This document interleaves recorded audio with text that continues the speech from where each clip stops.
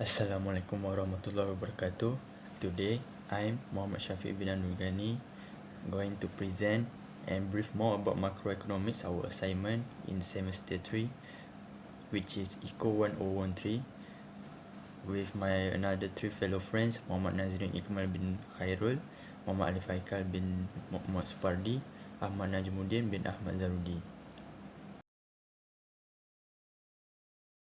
So, today I'm going to explain and present about business cycle. Do you know what is the business cycle? I will tell you more about business cycle. What is business cycle? Business cycle are a type of fluctuation found in the aggregate economic activity of nations. A cycle consists of expansion occurring at about the same time in many economic activities.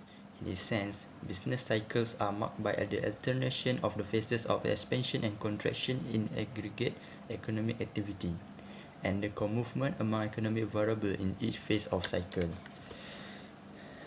A recession is actually a specific sort of vicious cycle which cascading declines in output, employment, income, and sales that feed back into a further drop in output, spreading rapidly from industry to industry and region to region. This domino effect is key to the diffusion of recessionary weakness across the economy, driving the co-movement among these coincident economic indicators and the persistence of the recessions. Thank you.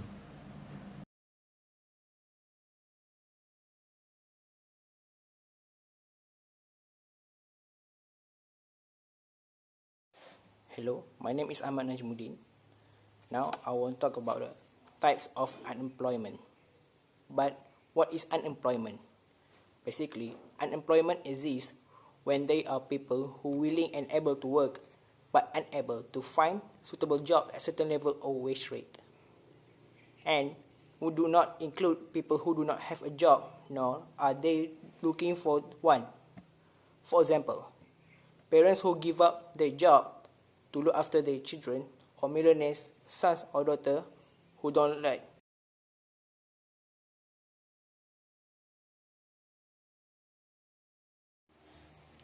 Five types of unemployment. Basically, there are five types. The first one is normal unemployment. This means being unemployed for temporarily, such as the fresh graduate. It's normal for them doesn't have any job within 3 until 4 months because in this period they need to find job that's suitable with their qualification. Second, structural unemployment. This happens when there are changes in the structure of the economy. For example, the skill of the workers is different with the skill required at workplace, and it causes the workers cannot do the job. Third, technological unemployment. This occurs when more capital is used to substitute to labor. The result from change and improvement in the technique of production and causes human service in production to decrease. Number 4, seasonal unemployment. This happens when certain product can be produced during a certain season. So many people are temporarily unemployed during this season. For example, monsoon. The fishermen cannot go to the sea to catch the fish because it could endanger their life. Cyclical unemployment. This type of unemployment occurs due to the business cycle in the economy. Example, the Asian financial crisis has affected the economy where the demand reduced and most of employers desperately need to reduce the number of workers.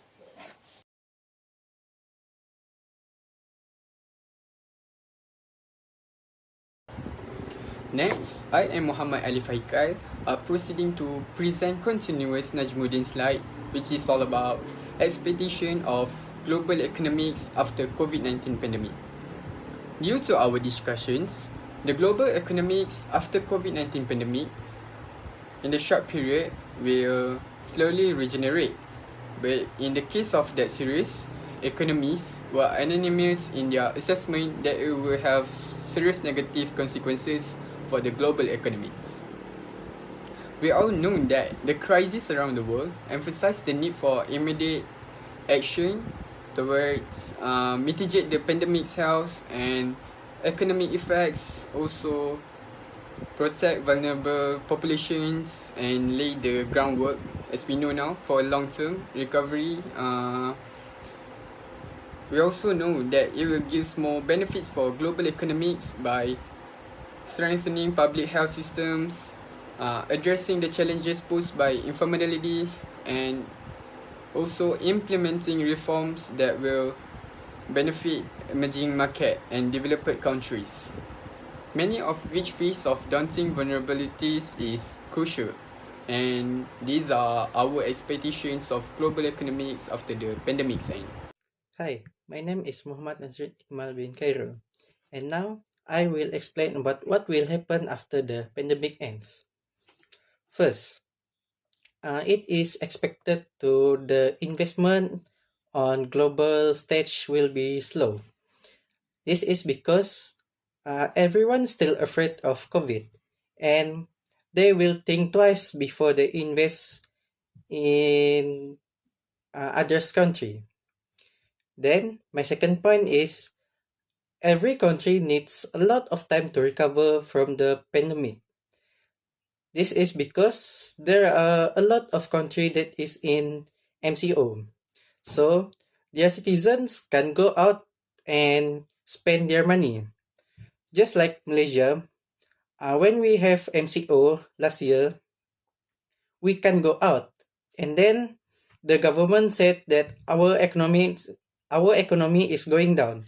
So to overcome that, government need us as the citizen to spend money at the market. Next, my third point is after the pandemic ends, the rate of unemployment will be decreased. This is because many of the companies will start to search for employees.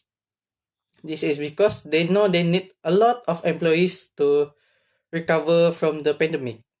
So, with the employees, they can get a lot of money by producing more product. That's all from me. I pass to Alif. Thank you. The fourth expectations of ours about global economy after the pandemic is about the impact on all the hospitals. Hospital admissions of patients will slightly decrease and reduce the burden on the medical community. As we know, government has spent trillion of dollars and I guess about 14 trillion to produce the vaccine and approximately 5.2% of the annual gross product.